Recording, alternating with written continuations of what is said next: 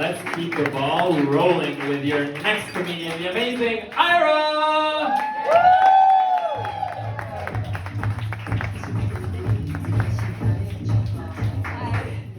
I call this an argument jacket because it's like a battle jacket but a bit lower key. My name's Ira and I'm from New York, which is code for yes, I'm American, but please don't blame me. Tonight I'd like to tell you about some things I love. I love temporary hair dye. I dyed my hair red before I came to Spain just so I could accurately say, estoy pelirroja.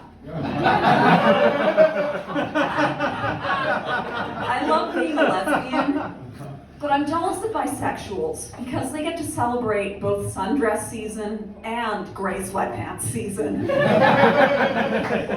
I love espresso martinis because they're the classiest way to mix uppers and downers. As you can see, I love corny humor, but I also love dark humor. They're like two sides of the same coin. Let me demonstrate. Corny humor is something like, I'm reading a book about anti-gravity. It's impossible to put down. Dark humor, on the other hand, is more like, I'm reading a book about an immortal dog. It's impossible to put down.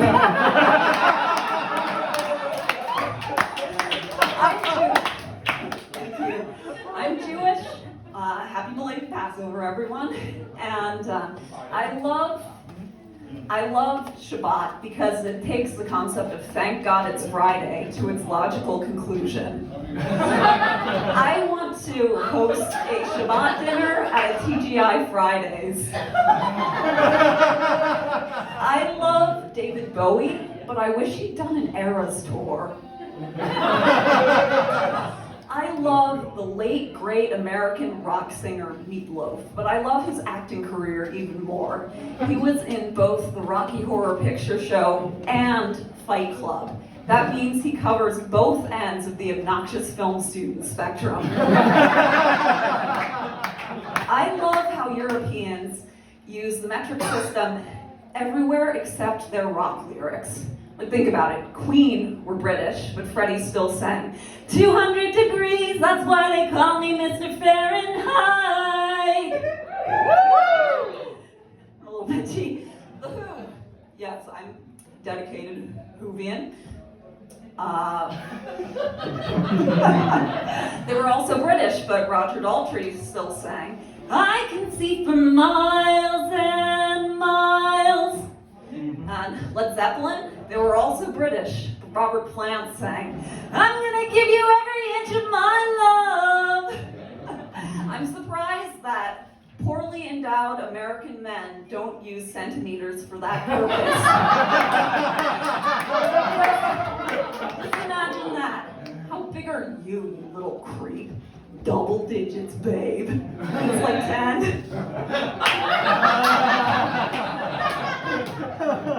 I love talking to old men about classic rock because as a burnt-out former gifted kid, it's the only way I can still get people to say, wow, you know so much for your age. I love how here in Spain, people can tell I'm American immediately before I even open my mouth. I'll walk into a store, the clerk's helping the customer, like, ay, dices que esas zanahorias están un poco podridas, pues parecen bastante frescas para mí, ¿vale? And then they see me and they're like, hello, how may I help you? Am I wearing a cowboy hat or something? It's like if flight attendants gave overweight passengers seatbelt extenders the instant they set foot on the plane. I mean, that's helpful, but ouch. I love when comedians write self-indulgent bits about their appearance, so I wrote my own. I look like I major in something I have to explain in several sentences.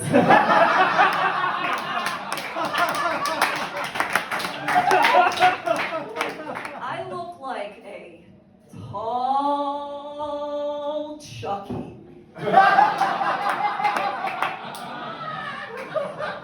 I identify as non-binary. Shocker, we all dress like Playmobil. Not because I'm a gender rebel or a gender outlaw, but because for me, Gender is a skill issue. Some of us can transcend manhood and womanhood. Some of us just get stuck in the uncanny valley. I'm in gender's ass crack right here. My grandmother used to always remind me to cross my legs like a lady. You know how women are supposed to cross their legs like this, and men have to cross their legs like this? I cross my legs like a cartoon genie. I